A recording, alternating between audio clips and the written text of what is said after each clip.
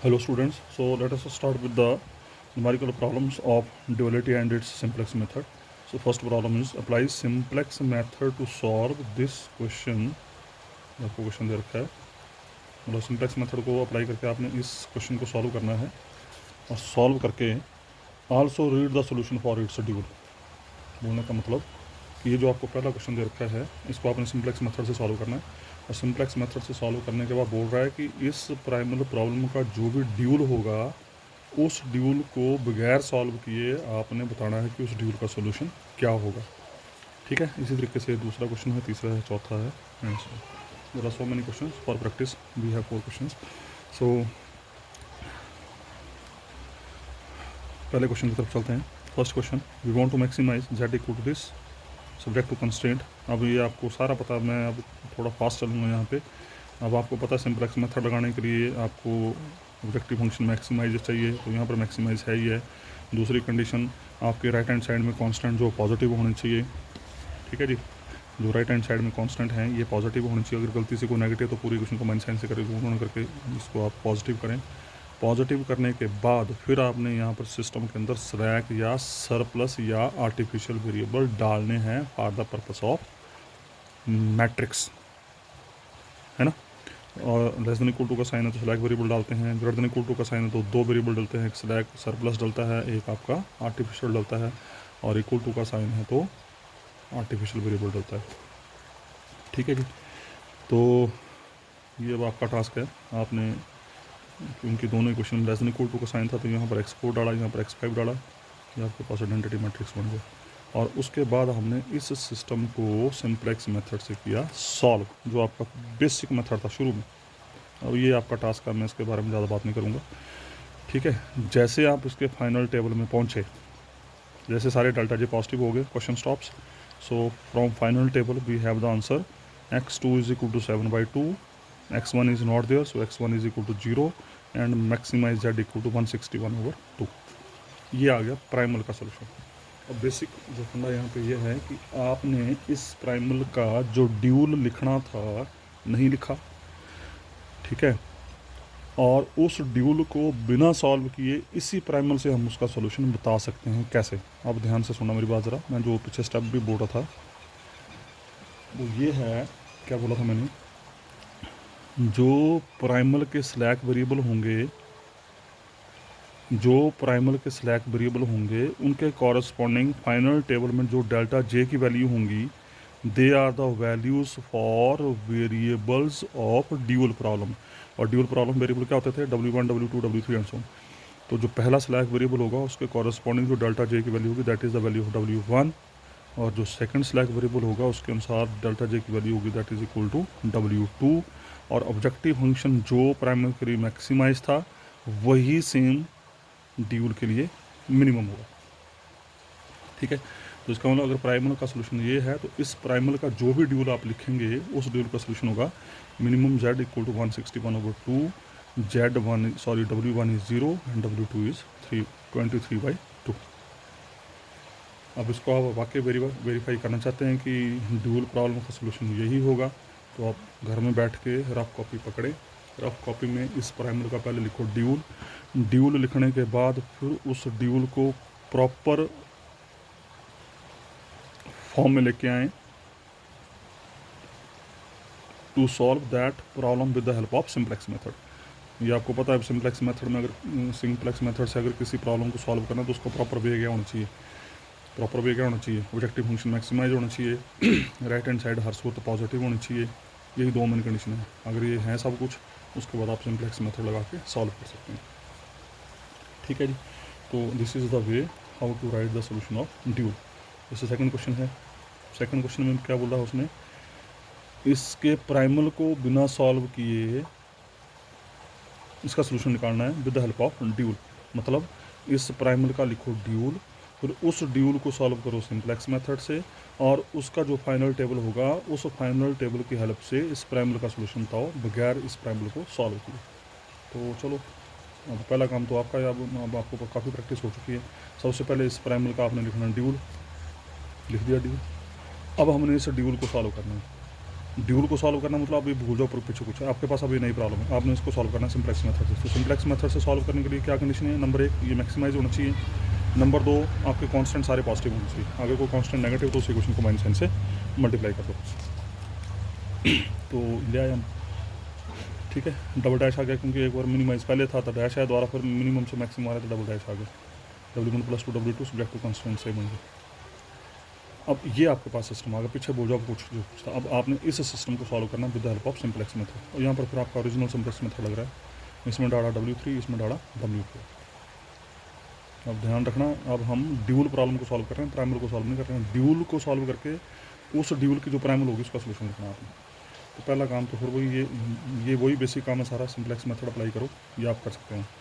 जैसे इसके final table में पहुँचे तो फाइनल पे टेबल में क्या हो, W1 की वैल्यू 1 आ गई, W2 आई नहीं है तो W की वैल्यू 0 होगी, और ZW' हो गया 1। अब इस फाइनल टेबल से हमने इस ड्यूल का जो ओरिजिनल प्राइमल है उसका सोल्यूशन, तो क्या बोला था मैंने, जो ड्यूल के स्लैक वेरिएबल्स होंगे सेम प्रोसीजर सेम वर्ड्स, बस फर्क इतना, वहाँ हम प्राइमल शब्द यूज़ कर रहे थे या हम ड्यूल शब्द यूज़ कर रहे हैं। जो ड्यूल के स्लैक वेरिएबल थे उन स्लैक वेरिएबल के कॉरस्पॉन्डिंग फाइनल टेबल में जो डेल्टा जे की वैल्यूज़ होंगी they are the values of x1 and x2। तो x1 इज़ 0, x2 इज़ 1, और जो ड्यूल में मिनिमम वैल्यू थी वो प्राइमल में बन जाएगी मैक्सिमम वैल्यू। तो minimum zx is equal to 1, x1 equal to 0, x2 is equal to, ठीक है। ध्यान रखना है, ये एक्चुअली में डबल डैश डबल डैश था ना यहाँ पे, ये मैक्सिमम था Z डबल डैश, ठीक है, किसका, ये था ड्यूल में मैक्सिमम, फिर इसको किया मिनिमम तो एक डैश खत्म हो जाएगा, मिनिमम क्या आ जाएगा -1, फिर उस मिनिमम को फिर मैक्सिमम में लिखा क्योंकि जो आपका प्राइमल है वो मैक्सिमाइज में है तो वो डैश फिर खत्म हो जाएगा। तो दैट्स वाई ये 2 बार आया, पहले मैक्सिमम था, मैक्सिमम से मिनिमम हो, मिनिमम से मैक्सिमम हो, मैक्सिमम से मिनिमम हो, ठीक है जी। उसी तरीके से now rest problems you can solve easily. तो सिंपल है, कुछ नहीं है, ये आपने खास ध्यान रखना है। यहाँ बिगर मेथड भी लग सकता है, 2 फेस मेथड भी लग सकता है, आपका सिंप्लेक्स मेथड भी लग सकता है। तो कोशिश आप करेंगे 2 फेस को तो अवॉइड ही करें जब तक कि बाई नेम नहीं दिया होगा, ठीक है। Otherwise apply simplex method if all the equations are less than equal to sign, और अगर कहीं इक्वेशन मिक्स साइन है तो उस केस में अप्लाई द अपना बिगर मेथड। अब जैसे ये अगला क्वेश्चन है, एक बड़ा सा क्वेश्चन है। इस क्वेश्चन को अगर देखें, ओरिजिनली जहाँ लिखा है वहाँ पर लिखा था आपने 1200x1 + 900x2 + 1500x3। ये चीज़ मैंने आपको पीछे कहीं नहीं डिस्कस की यहाँ बता रहा हूँ मैं। अगर आपके ऑब्जेक्टिव फंक्शन में आपको लग रहा है कि कोई वैल्यू बहुत बड़ी कॉमन नज़र आ रही सब में, क्योंकि आपको ध्यान होना चाहिए जब आप सिंप्लेक्स मेथड लगाते हैं तो ये कॉस्ट वैल्यू टॉप के ऊपर जाती है, यहाँ पे जाती है ना, तो ये वैल्यू जितनी छोटी होगी आपकी कैलकुलेशन उतनी आसान होगी। तो क्योंकि यहाँ पर 1200 है, यहाँ पर 900 है, यहाँ 1500 है, तो इसमें तो हालत ख़राब कर देनी है, ठीक है। अगर आपको लगता है कि कोई हैवी वैल्यू ऑब्जेक्टिव फंक्शन में कॉमन नज़र आ रही है तो उसको बाहर निकाल दो। निकालने के बाद आप इस ऑब्जेक्टिव फंक्शन के साथ क्वेश्चन को सॉल्व करेंगे, और फाइनल स्टेज में जाके जो जेड की वैल्यू आएगी उसको आप इस कांस्टेंट से मल्टीप्लाई कर देंगे बस। तो इसको आपने कॉमन ले लेना है for the purpose of to solve, मतलब जो प्रॉब्लम है आपको उसको ईजिली अगर सॉल्व करना है तो उस केस में आपने इसको लेके चलना है। तो ये क्वेश्चन आपको दे रखा है। अब ये क्वेश्चन में उसने दोनों चीज़ें पूछी हैं और आपकी प्रैक्टिस के लिए बहुत बढ़िया क्वेश्चन है। पहले उसने बोला है कि इसका प्राइमल सॉल्व करो, ठीक है जी। प्राइमल सॉल्व करके प्राइमल का सोल्यूशन निकालो और उस प्राइमल के फाइनल टेबल से इसके ड्यूल का सोल्यूशन बताओ, ये काम। फिर दूसरा उसने पूछा है कि इसी क्वेश्चन का ड्यूल लिखो, ड्यूल लिखने के बाद उस ड्यूल को फिर सिंप्लेक्स मेथड से या जो भी मेथड लगता है आपका उससे सॉल्व करो, और सॉल्व करके उस ड्यूल का सोल्यूशन आपके पास आ जाएगा और उसी ड्यूल के फाइनल टेबल से आपका प्राइमल का सोल्यूशन आ जाएगा, ठीक है जी। और फिर आपने दोनों सेट्स के सोल्यूशन को कंपेयर करना है, मतलब जो आपने शुरू में प्राइमल का सोल्यूशन निकाला था और सेकंड टाइम ड्यूल की हेल्प से प्राइमल का सोल्यूशन निकाला था, देखना सेम आते कि नहीं आते। उसी तरीके से जो प्राइमल में आपने ड्यूल का सोल्यूशन निकाला था और ड्यूल की हेल्प से जो सोल्यूशन निकाला उनका देखना आप में सेम आएंगे आपके, ठीक है। तो ये क्वेश्चन आपके लिए, और मेरे ख्याल से यहाँ पे शायद बिगन मेथड ना लगा हो, नहीं लगा है, सारे लेसन इक्वल टू साइन, ठीक है। तो पहले आपने इसका प्राइमल सॉल्व करना है, प्राइमल सॉल्व करके फिर इसका ड्यूल सॉल्व करना है, ड्यूल में बिगन मेथड लगा हुआ। तो कोशिश करेंगे पहले आप इसको खुद सॉल्व करें, फिर उसके बाद आपने ओके। अब आ रहा है आपका ये next dual simplex method. Dual simplex method ये नेक्स्ट मेथड है आपका। इस मेथड की खासियत यहाँ पर ये है कि इस मेथड में पहली बात सारी इक्वेशंस आपकी greater than equal to sign में चाहिए हर सूरत। ये मेथड लगना है तब जब आपके सारी equation greater than equal to sign में होगी। अगर किसी इक्वेशन में लेस देन इक्वल टू का साइन है तो उसको माइनस साइन से गुणा करके ग्रेटर देन इक्वल टू में कन्वर्ट करना, चाहे उसकी राइट हैंड साइड नेगेटिव हो जाए, ये ध्यान रखना है इसका, ठीक है। और अगर कोई इक्वलिटी में है इक्वेशन तो उसको दो इक्वेशनों में कन्वर्ट करके, मतलब greater than equal to less than equal to में कन्वर्ट करके, जो लेस देन इक्वल टू वाली इक्वेशन है उसको माइनस साइन से गुणा करके फिर ग्रेटर देन इक्वल टू में कन्वर्ट करेंगे। तो अल्टीमेटली बोलने का मतलब ड्यूल सिंप्लेक्स मेथड में आपकी सारी की सारी कंस्ट्रेंट्स हर सूरत greater than equal to sign में चाहिए, चाहे आपकी राइट हैंड साइड नेगेटिव हो जाए, ठीक है जी। और इस मेथड की दूसरी खासियत यहाँ पर यह है कि इसमें हर टेबल में आपके सारे डेल्टा जे हमेशा पॉजिटिव आएंगे। जैसे अभी तक हम जितना भी काम किया उसमें डेल्टा जे हम नेगेटिव देख के चलते थे, और जब डेल्टा जे पॉजिटिव आए थे तो हम रुक जाते थे। तो यहाँ पर उल्टा, यहाँ पर सारे डेल्टा जे नेगेटिव आएंगे, सारे डेल्टा जे हमेशा पॉजिटिव आएंगे। तो इसका मतलब ये हुआ कि इनकमिंग वेक्टर कैसे निकालेंगे, क्योंकि मोस्ट नेगेटिव वैल्यू से हम इनकमिंग वेक्टर निकालते थे। इस मेथड में हम पहले आउट गोइंग वेक्टर निकालेंगे। पिछले जितने मेथड स्टडी की उसमें पहले इनकमिंग निकालते थे फिर आउट गोइंग मिलता था, लेकिन यहाँ पर आपको पहले आउट गोइंग निकालना फिर इनकमिंग निकालना, ठीक है। तो ये इसके 3 मेजर इसके स्टेप्स हैं। तो पहले है क्या ये मेथड, फर्स्ट कन्वर्ट था मिनिमाइजेशन टू मैक्सिमाइजेशन, वो तो आपका जन्म से दिखा रहा है। अब उसका convert greater than equal to of dual LPP into less than equal to. अगर आपकी ड्यूल प्रॉब्लम है तो उसका greater than equal to less than equal to में कन्वर्ट करना। इंट्रोड्यूस स्लैक और slack variable in the constraint of the dual, ठीक है। Obtain initial basic feasible, put the solution in the starting dual simplex table, जैसे हम करते हैं। फिर उसके बाद आपने डेल्टा जे की नीचे टेस्ट करनी है। अगर सारे डेल्टा जे पॉजिटिव आते हैं एंड XBI, अब XBI क्या होते हैं, जो आपको ध्यान हो तो जो आपका सिंप्लेक्स टेबल में पहले लिखते थे आप CB, पहले लिखते थे बेसिक वेरिएबल CB फिर XB, वो जो XB है वो है। XBI is also non negative, then optimum basic feasible solution has been attained. इसमें सारे डेल्टा जे हमेशा पॉजिटिव आएंगे। और इसमें हम देखेंगे अब XB का कॉलम अगर XB का कॉलम सारा पॉजिटिव है तो हमारा सोल्यूशन स्टॉप, और XB का कॉलम नेगेटिव है तो जो मोस्ट नेगेटिव होगा वो आपका आउटगोइंग वेक्टर होगा। If all delta j greater than equal 0 and at least 1 XBI is negative then go to step number 5। If at least delta j less than 0, अगर गलती से कोई डेल्टा जे नेगेटिव आ गया तो मेथड एप्लीकेबल नहीं होगा। कहने का मतलब, मैं फिर रिपीट कर रहा हूँ, इस मेथड में शुरू से ही पहले टेबल से सारे डेल्टा जे पॉजिटिव आएंगे, गलती से कोई नेगेटिव नहीं आएगा।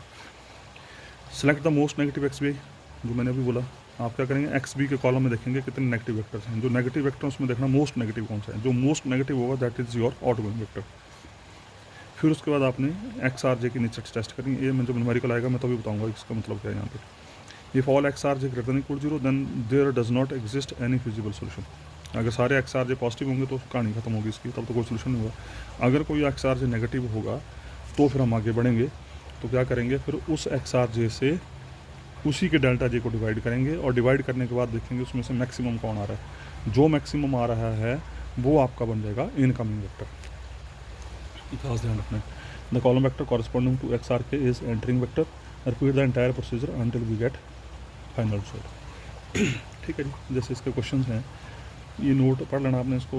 ये this note is just for finding the entering vector, कि किस तरीके से इनकमिंग या एंटरिंग वेक्टर या इनकमिंग वेक्टर निकालना, उसका फार्मूला तो मैं क्वेश्चन में बता दूँगा आपको कैसे करना है। जैसे न्यूमेरिकल्स रखे हैं इसके, ठीक है जी, ये न्यूमेरिकल्स रखे हैं, तो एक मैं करा रहा हूँ, बाकी दो आपने खुद करने, ठीक है जी। उसके बाद ये है हमारे पास फर्स्ट क्वेश्चन, देखिए ध्यान से देखते जाना। अब आपने सबसे पहला काम मिनिमाइज है तो मैक्सिमाइज करो, कर दिया माइनस साइन से मल्टीप्लाई करके। दूसरा काम क्या है, आपने तमाम इक्वेशंस को less than equal to sign में कन्वर्ट करना है। ये फिक्स है इसमें, ठीक है। तमाम इक्वेशंस को less than equal to sign में कन्वर्ट करना है हर सूरत। ड्यूल सिंप्लेक्स मेथड में सारी इक्वेशंस को लेस देन इक्वल टू में कन्वर्ट करना है, ठीक है। लेस देन इक्वल टू में कन्वर्ट करने के वक्त ये ध्यान रखना है कि राइट हैंड साइड चाहे पॉजिटिव हो चाहे नेगेटिव हो, कोई फर्क नहीं पड़ेगा यहाँ पे। बट जो पिछले हमने मेथड स्टडी किए थे वहाँ पर कंडीशन थी कि right hand side must be positive. यहाँ पर इस केस में ऐसी कोई कंडीशन नहीं है, चाहे सारे नेगेटिव हो जाएं, चाहे सारे पॉजिटिव हो जाएं, चाहे आधे नेगेटिव आधे पॉजिटिव हो जाए। जैसे सारे लेस देन इक्वल टू हो गए तो यहाँ पर हमेशा आपके पास स्लैक वेरिएबल डालेंगे, यहाँ डाला x3, यहाँ डाला x4, यहाँ डाला x5 बाकी काम वही है।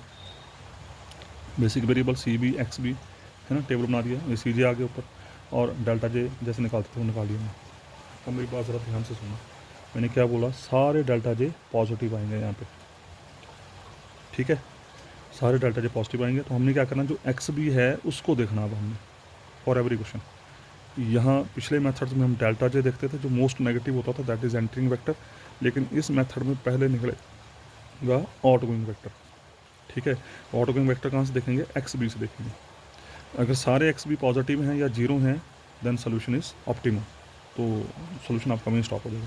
तो उसका मतलब अल्टीमेटली हमारा टारगेट क्या रहेगा अब देखने को, जब तक सारे एक्स बी पॉजिटिव नहीं हो जाते तब तक आप इस मेथड को अप्लाई करते जाएंगे। पर ये ध्यान रखना है कि डेल्टा जे हर टेबल में पॉजिटिव रहना चाहिए, अगर गलती से कोई नेगेटिव आ गया तो उसका मतलब आपने मिस्टेक कर रहे हैं। फिर उसके बाद क्या करना आपने, जो एक्स बी हैं उसमें देखना मोस्ट नेगेटिव वेक्टर कौन सा है। मोस्ट नेगेटिव कौन सा है, -6, जो मोस्ट नेगेटिव होगा that is your outgoing vector, ठीक है जी। ये आउटगोइंग हो गया, इसका x4 बार होगा, ये x4 बार होगा। और मैं फिर रिपीट कर रहा हूँ, मैं पहले भी बातें कर चुका हूँ, आउटगोइंग वेक्टर जो होगा वो हमेशा आइडेंटिटी मैट्रिक्स का ही कोई ना कोई कॉलम होगा, ये खास ध्यान रखना है फॉर एवरी मेथड जितने भी आज तक आपने स्टडी की है, कि जो आउटगोइंग वेक्टर होगा it is always column of identity matrix. उसके बाद फिर मैंने एक्स आर जे की बात कर रहा था अभी मेथड में पीछे, एक्स आर जे का मतलब ये, एक्स आर जे का मतलब, एक्स आर जे का मतलब ये जो एक्स, ये जो हमने, ये जो एक्स आर जे है, एक्स आर जे का मतलब, आर का मतलब रो, जे का मतलब कॉलम। जैसे मैंने लिख दिया यहाँ पे x2 3, तो इसका मतलब किसकी बात करनी है आपने, दूसरे रो और तीसरे कॉलम की एक्स की बात करनी है आपने, तो आर का मतलब रो, ठीक है ना। तो आर हमारा कहाँ से डिसाइड होगा, जो आउटगोइंग वेक्टर है। आउटगोइंग वेक्टर देखना आपने किस कॉलम से बाहर हो रहा है, सॉरी किस रो से बाहर हो रहा है, जिस रो से बाहर होगा that is the value of r. अगर सेकंड रो से बाहर हो रहा है तो आर की वैल्यू 2 हो जाएगी, अगर फर्स्ट रो से बाहर हो रहा है तो आर की वैल्यू 1 हो जाएगी। अच्छा, जैसे यहाँ पर आउटगोइंग वेक्टर कौन सा आ रहा है, दूसरी रो, तो उसका ना आर की वैल्यू होगी 2, तो आर की वैल्यू 2 का मतलब एक्स आर, अब एक्स आर जे के होंगे, ये होंगे एक्स आर जे 1 2 3 4 5, ये एक्स आर जे हैं। तो जो लास्ट स्टेप था हमारा, ये जो लिखा था हमने, अब इसकी हेल्प से हमें क्या करना है, और इनकमिंग वेक्टर निकालना है। तो इनकमिंग वेक्टर के लिए क्या बोला था इसने, ये if all x R J positive, मतलब जो आउटगोइंग वेक्टर है उस आउटगोइंग वेक्टर के अगर रो के सारे वेक्टर पॉजिटिव हैं तो कहानी होगी वहीं stop, then system has no solution. अगर कोई एक्स आर जे नेगेटिव है, ये एक्स, ये है, ये क्या है, x21 x22 x23 x24 x25, x R J mean ये x21 x22 x3, अगर सारे पॉजिटिव हैं then system has no solution. अगर इनमें कोई नेगेटिव है तो जो नेगेटिव हैं उन नेगेटिव से उनके कॉरस्पॉन्डिंग डेल्टा जे को डिवाइड करना है, 2 को इससे डिवाइड करना है, इसको इससे डिवाइड, सिर्फ नेगेटिव एंट्री, सिर्फ और सिर्फ नेगेटिव एंट्री से उनके डेल्टा जे को डिवाइड करना है, ठीक है।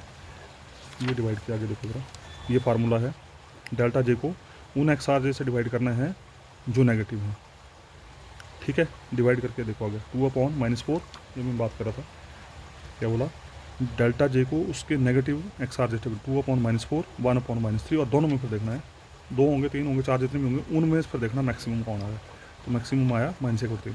किसकी वजह से आया, सेकंड एक्स आर जे की वजह से आया। किसकी वजह से आया, इस सेकंड एक्स आर जे की वजह से आया। तो जिस एक्स आर जे की वजह से ये entry most maximum value I, that column is your incoming vector. ये बात क्लियर होगी। मैं फिर रिपीट कर रहा हूँ, जो आउटगोइंग वेक्टर है उसकी रो में देखना है कि नेगेटिव एंट्रीज, अगर सारी एंट्रीज पॉजिटिव हैं then system has no solution. अगर कोई एंट्री नेगेटिव है तो जो नेगेटिव एंट्री है उन नेगेटिव एंट्री से उनके डेल्टा जे को डिवाइड करना है, डिवाइड करके जो मैक्सिमम वैल्यू देगा वो आपका हो जाएगा इनकमिंग वेक्टर, बस। और बाकी काम फिर आपका वही, इनकमिंग मिल गया, आउटगोइंग मिल गया, ये की एलिमेंट हो गया। फिर क्या करते थे, इस इनकमिंग की जगह इस आउटगोइंग को लेकर आना, मतलब -1 की जगह 0 बनाना, -3 की जगह 1 बनाना, -2 की जगह 0, बाकी काम सारा का सारा वही है एज इट इज़। पहले -3 का 1 बनाते हैं, क्या करेंगे, इसको -3 से डिवाइड किया तो इस पूरी रो को -3 से डिवाइड कर दो और ये नीचे लिख दो, ठीक है। अब की एलिमेंट आ गया ये, अब इस -1 की जगह 0 बनाना है तो उसको किससे गुणा करें ताकि इसमें जमा करके 0 हो जाए, सीधा जमा कर दो। तो इस पूरी रो को, जो की वाली रो है, इस पूरी रो को इसमें जमा कर दो, जो का है उसको यहाँ लिख दो। फिर उसी तरीके से इस -2 का हमने 0 बनाना है तो क्या करेंगे, की एलिमेंट ये है, इसको किससे गुणा करें ताकि इसमें जमा करके 0 हो जाए, ठीक है। बाकी चीज़ें सारी सेम एज इट इज़, कोई फ़र्क नहीं है। इससे गुणा करें 2 से, तो इस पूरी रो को 2 से मल्टीप्लाई करो और इस रो में जमा करके जो आएगा उसको यहाँ लिखो।